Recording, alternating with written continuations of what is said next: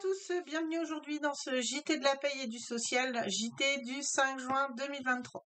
Alors, quelles sont les nouvelles du jour? Donc, dans un premier temps, on commence avec une nouvelle en lien avec l'indemnité de rupture conventionnelle et plus précisément le forfait social.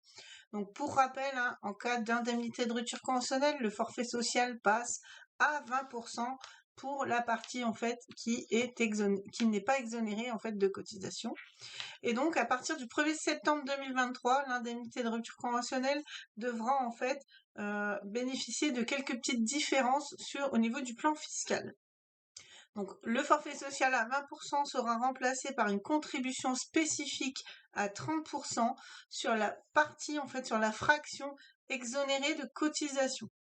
On aura ensuite en fait également pour l'indemnité en fait de mise à la retraite, donc dans le cadre toujours de la réforme des retraites, une contribution qui sera de l'ordre en fait de 50% pour les mises à la retraite.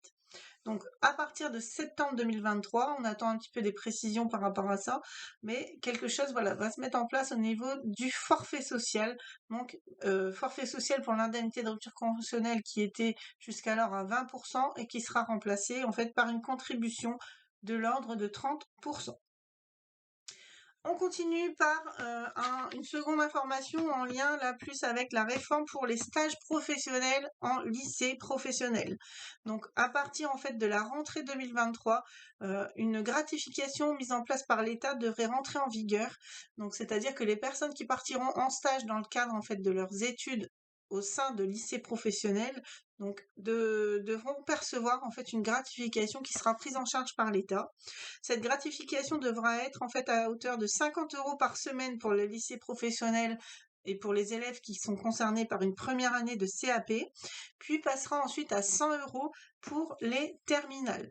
On note également en fait pour les personnes toujours en lycée professionnel qui souhaitent s'insérer rapidement et ne pas poursuivre d'études, donc s'insérer dans la vie professionnelle, la durée des stages sera doublée. Effectivement, l'objectif étant en fait de pouvoir permettre en fait de plus facilement s'insérer, pourquoi pas être embauché à la suite des stages dans le cadre en fait de ces actions de formation. On continue par une troisième information qui peut être pour certains une bonne nouvelle, donc c'est en lien avec le contrôle URSSAF. Un décret du 12 avril 2023 a permis en fait de pouvoir faire des petites disparités par rapport au contrôle URSSAF. Donc le délai de prévenance en fait va être plus lent en cas de contrôle, donc il passera de 15 jours aujourd'hui à 30 jours.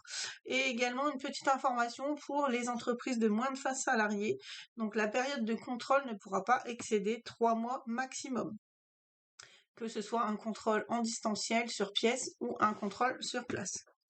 On continue par une quatrième en fait information donc en lien avec la déclaration d'accident de travail, donc qui intègre le compte entreprise. Donc dans une publication du 25 mai 2023, l'assurance maladie avait annoncé le fait que pour faciliter la démarche de déclaration d'accident de travail, cette déclaration pourra se faire via le site de Net Entreprise, donc directement dans le compte entreprise de amélie.fr. Donc pour pouvoir accéder à cette procédure, l'employeur doit au préalable demander une habilitation qui se fait directement par le biais du site de Net Entreprise. Donc il faut demander l'habilitation à la DAT, donc déclaration d'accident de travail, directement en fait sur le site de Net Entreprise dans les paramètres. Donc voilà un petit peu les nouvelles par rapport à cette semaine. N'hésitez pas également à consulter le Padlet qui est, je vous le rappelle, est mis à jour systématiquement. Vous pouvez y télécharger la nouvelle matrice de bulletin de paye en lien avec le net social. Également y retrouver les taux de cotisation en vigueur et vous pouvez également accéder à toute une multitude d'informations pour pouvoir mettre en place également votre veille professionnelle. Et je vous dis à bientôt!